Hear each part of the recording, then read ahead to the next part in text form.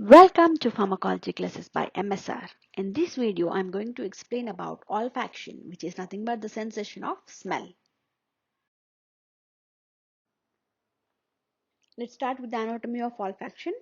Our nasal cavity will have dual function. One is for the respiratory passageway, and the second one is the sensation of the smell. So, it is estimated that a human can recognize approximately 10,000 different odors for which we require, and we have the presence of approximately 10 million to 100 millions of receptors which are sensing this particular smells. So there is a particular region where these receptors are present, which is called as olfactory epithelium. This epithelium is covering an area of around 5 centimeters square, and it occupies the superior part of our nasal cavity, which will also cover the inferior surface of a cibriform plate extending to the superior nasal concave. So this olfactory epithelium have three different types of cells. The first one are olfactory receptor cells, supporting cells, and basal cells. So in this image you can see the olfactory bulb, olfactory epithelium, where we can see the basal cells, supporting cells, as well as the receptor cells. The free forms of cells which we can see in this olfactory epithelium. So if we zoom the olfactory epithelium, we can see these three types of cells.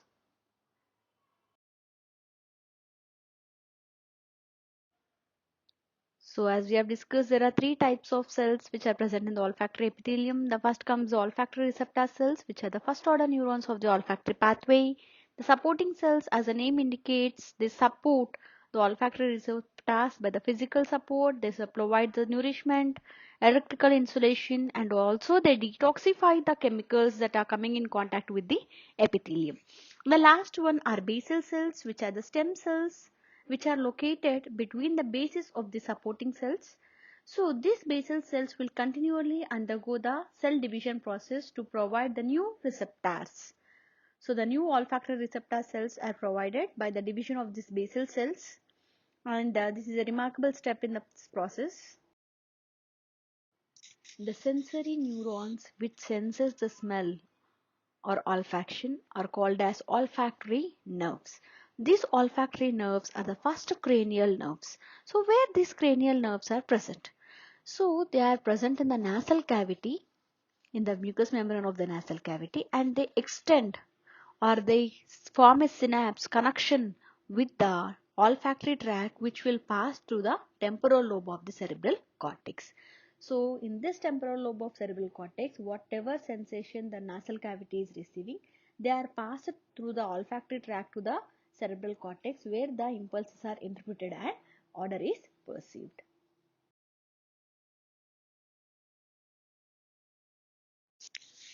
Coming to the physiology of smell, the sensation of smell is generally less accurate in humans when compared to the animals. Animals have a special odorous chemicals that are released, which helps to communicate with their couples or the babies, offsprings, with the help of these pheromones.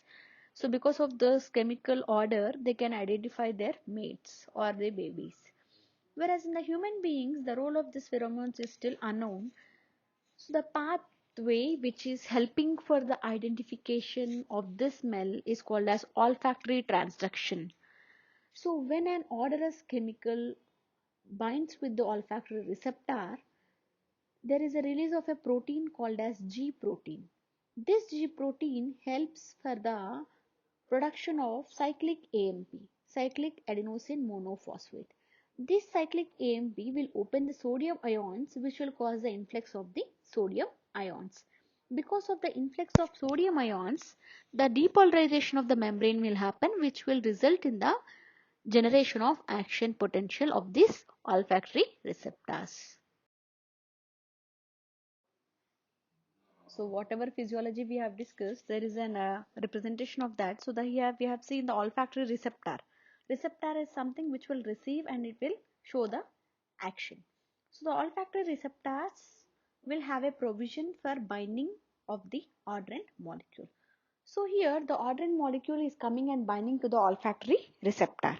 Once this binding happens, we have the production of a specific protein called as G protein. Because of binding of the orderin molecule to the olfactory receptor, the production of G protein will happen.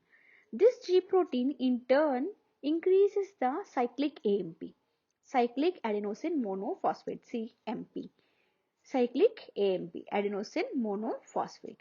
This cyclic AMP will act on the sodium channels and it will open the sodium channels. When the sodium channels open, we have the influx of the sodium ions. Because of the influx of sodium ions, the depolarization of the olfactory receptor will happen and which triggers the action potential. This is how the olfactory receptors are being triggered when the odorant molecule is coming and binding to the receptor. So whatever the odorous materials are there, they will leave off the volatile molecules and they are carried into our nose. So when we inhale the air, that will stimulate our olfactory chemoreceptors when they are dissolved in the mucus.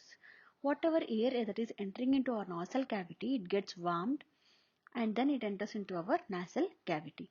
So when we sniff excess of amount of this whatever odor is there, if we take excess of the odorous molecules, we have excess stimulation of our receptors, olfactory receptors.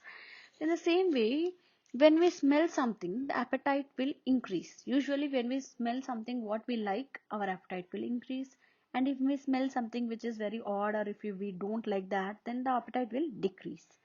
In the same way, if you see that particular food and if you sense that particular smell, apart from increasing your appetite, the salivation also increases and your digestive system also gets stimulated when you see something that you smell.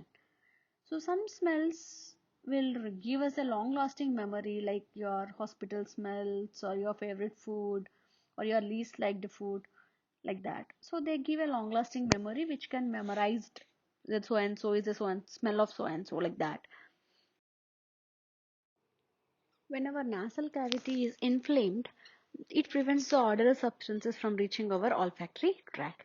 So usually if it is persisting for a long time, that is loss of sensation of the smell, we call it as anosmia, and usually the cause is common cold. So during cold we can't sense the normal smell, regular smells. But if this persists for a long period, we call it as anosmia. And adaptation. So when an individual is continuously exposed to a particular odor, then the perception of that particular odor will decrease or ceases within few minutes. So this loss of perception affects only the specific odor, and this is called as adaptation.